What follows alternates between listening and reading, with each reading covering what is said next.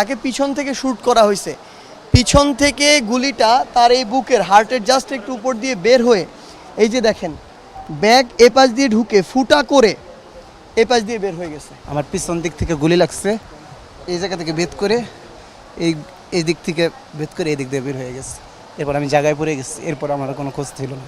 আর আমাদেরকে গল্প শোনানো হয় রাবার বুলেট ছোড়া হয়েছে হেলিকপ্টার থেকে, এই গল্প শোনানো হয় আমাদের।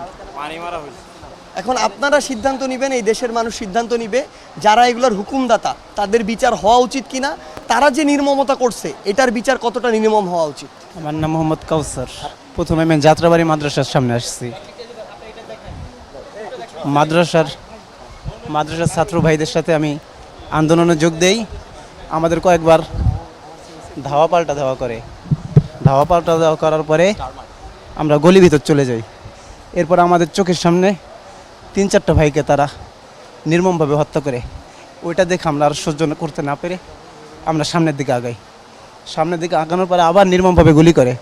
এরপর আমরা আত্মরক্ষার জন্য আমি ঘুরে দাঁড়াইছি, তারপরে আমি আর কিছু বলতে পারি না। আমার পিছন দিক থেকে গুলি লাগছে, এই জায়গা থেকে ভেদ করে এই দিক থেকে ভেদ করে এই দিক দিয়ে বের হয়ে গেছে। এরপর আমি জায়গায় পড়ে গেছি, এরপর আমার কোনো খোঁজ ছিল না। এবং আমার দাবি এটার জন্য সুস্থ বিচার হয়, আর এই রাষ্ট্রকে যেন পরিপূর্ণ স্বাধীনভাবে ঘোষণা করা হয়। আর এরকম দুঃসাহস আর কোনোদিন যাতে কেউ না করতে পারে, এরকম একটা ন্যায্য বিচার আমরা চাই। বেগের ঘটনা হচ্ছে, ওর বেগ ছিল কাঁধে, এভাবে কাঁধে থাকে বুকে থেকে পিছন থেকে গুলি করছে, গুলি সামন্তা পেতেছে। এই ঘটনাটা একটু ওর কাছ থেকে শুনি আমরা। ওর কাছ থেকে শুনি, দেখি একটু। মানুষ, কারণ এখানে আমাদের হার্টে লাগলে তো স্পট ডেড হবে, এটা সেভ করতে চায়। উনি সামনে এভাবে ব্যাগটা নিচ্ছে আর কি, এভাবে নেওয়া ছিল।